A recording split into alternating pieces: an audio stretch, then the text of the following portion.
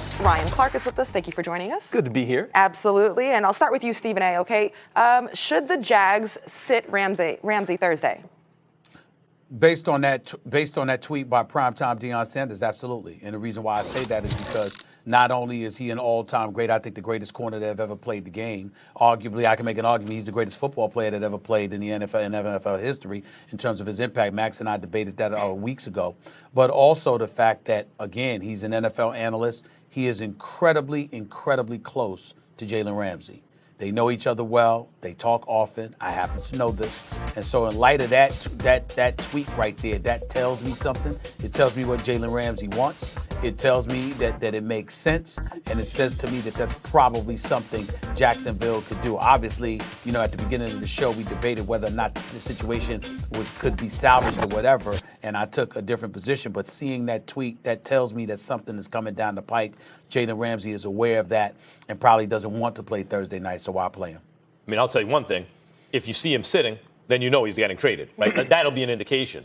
And our original question here was going to be like about Jalen Ramsey's attitude. And I want to address that for a second, Stephen A., because I concur with your sentiment just now on the other topic.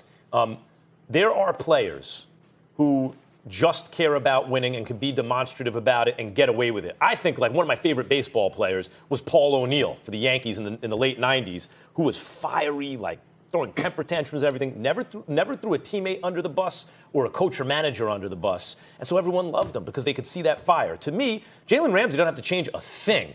As long as he's not showing up teammates or coaches, then of course he should be mad when he loses. He's competitive. It's one of the reasons he's arguably the best player at his position, which is extremely physically demanding in the world. You don't get that. I don't care how talented you are without incredible competitive fire. So as long as he can hone it where he's not showing up people on his team, I'm all for it.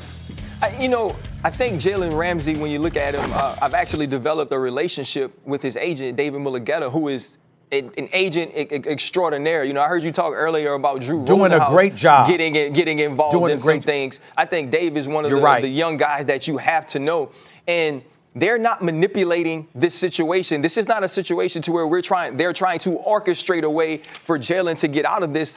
This has to be the Jaguars looking at him and saying, you know what, for us, he doesn't fit. And I agree with Max. You can't get to a situation to where he's showing up a coach. But if you talk to people in that building, Doug Marrone hasn't won this team over. Doug Marrone is not a head coach that the players are backing. It is telling to me that when Doug Marrone walks over to Jalen Ramsey on the sideline, everybody gets up to escort Doug Marrone away. There's actually a guy who stands over Jalen Ramsey to protect him.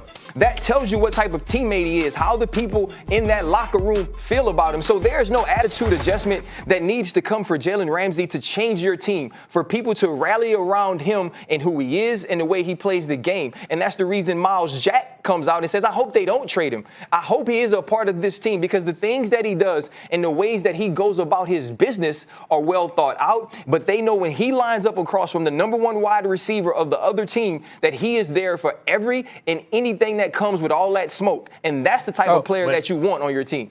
And by the way, Ryan, let's not forget, Ryan, and keep in mind that he's been compromised by Doug Marrone because you got him in zone most of the time when he's proven to be an elite man-to-man cover guy. That's number one. And number two, in terms of the agent that you mentioned, Mulligetta, let me say this about him. I'm sorry about Drew Rosenhaus. I mentioned it. What I was trying to make the point about Drew Rosenhaus is any agent that's out there that has cachet that will get their calls returned is who the hell should be representing Colin Kaepernick. I don't want to hear about an agent that can't get a return phone call. That's all I meant by that, Ryan. That's all I meant by that. I don't know a lot of those agents. I want to say, I was just saying that he's one of the guys now who represents Jalen Ramsey. He is. One thing about the Ramsey-Malone situation, Marrone situation, is Tom Coughlin. Tom Coughlin, if he backs a coach, like you're not going to back Tom Coughlin down. And when he was in his first go-round with the Jaguars, think of how successful they were. But they were an expansion team. So he could really set the culture. When he got to the Giants, it wasn't exactly that way. Mm-hmm. And he had problems on his way to winning 2 Super Bowls, but real problems. Mm-hmm. And had to compromise a little bit, but compromised with the Strahan types, like with the guys who went about the conflict the right way for the leadership committee, right, council that they formed. But guys like Tiki Barber or Jeremy Shockey, he got rid of them. And right now, Jalen Ramsey's disposition toward the team feels to me more like Tiki's or Jeremy Shockey's than someone else. I'm I'm glad you brought up Coughlin because I was going to come to you, Max, for that question. As a diehard Giants fan, you know what Coughlin did. And we see Coughlin, it's almost similar to Eli Manning. We see Coughlin with the 2 Super Bowl rings, just like Eli had. We sort of gave Eli a pass for long enough. We also came to the defense of Tom Coughlin because we felt like he was the scapegoat because the Giants got rid of him but kept everybody else after a miserable season. Based on what you've seen and what you've heard about him since he has arrived in Jacksonville, what are your feelings, both of you? What do y'all feel about Tom Coughlin now and what role he has played in how this culture in Jacksonville is disintegrating before our eyes? Honestly, I see the same thing that I saw with the Giants, except less Eli Manning, which is why they brought in Nick Foles to be the Eli Manning kind of guy. What I see is this. Coughlin has certain principles he's not going to sell out. He's going to ride or die on those principles, setting that culture. A lot of times it doesn't work, and people may see a better way. But based on those principles, Jacksonville was very successful his first go-round. They got to 2 AFC championship games. The Giants won 2 Super Bowls. There will be seasons where it doesn't work and players who don't like it and don't get it, and maybe there is a better way. But the question as to whether that way does work, we have seen it work several times with Coughlin. 4 times I would count as extremely successful seasons.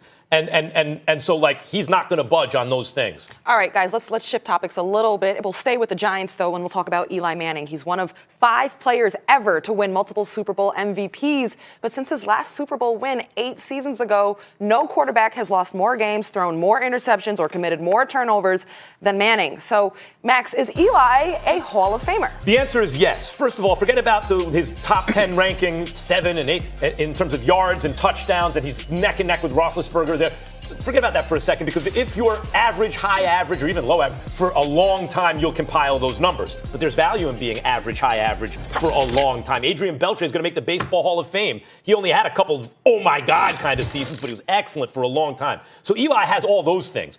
Represented the franchise Iron Man, by the way. Well, one of the all-time Iron Men in the history of the NFL. But then people are like, well, other than the 2 Super Bowls, pardon me? Other than the 2 Super Bowls? You mean when he went on the road to beat Tony Romo, to Green Bay in the NFC Championship game, to outplay Brett Favre, to go back to Lambeau, to outplay Aaron Rodgers? Oh, he had a defense. So did they. Duh, at that level, everyone has a defense. To outplay Favre and Rodgers and Lambeau, to outplay Tom Brady and Bill Belichick in 2 different Super Bowls, one of only 5 players to win 2 Super Bowl MVPs? Yeah, the Super Bowls get him into the Hall of Fame. That's right. Listen, I'm not going to argue the fact that Eli Manning should get into the Hall of Fame. I'm also not going to argue the fact that Eli Manning will get into the Hall of Fame. I will tell you, Eli Manning wasn't a very good quarterback. I will tell you that Eli Manning is average.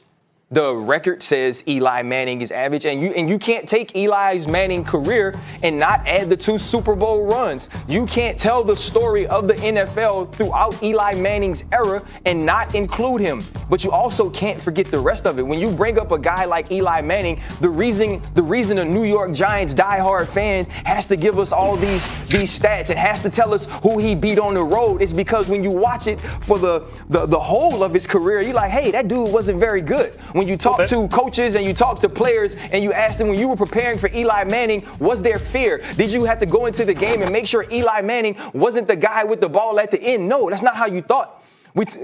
Dan Graziano talked earlier about hearing Bill Belichick saying, you know what, make Eli throw it to Mario Manningham. Well, when you're playing Aaron Rodgers, you know what you're saying? I hope they snap it over his head. Hope they fumble the snap. I hope Ben Roethlisberger has the ball last so we can score because we don't want to see that dude. When you're playing Tom Brady, you feel the same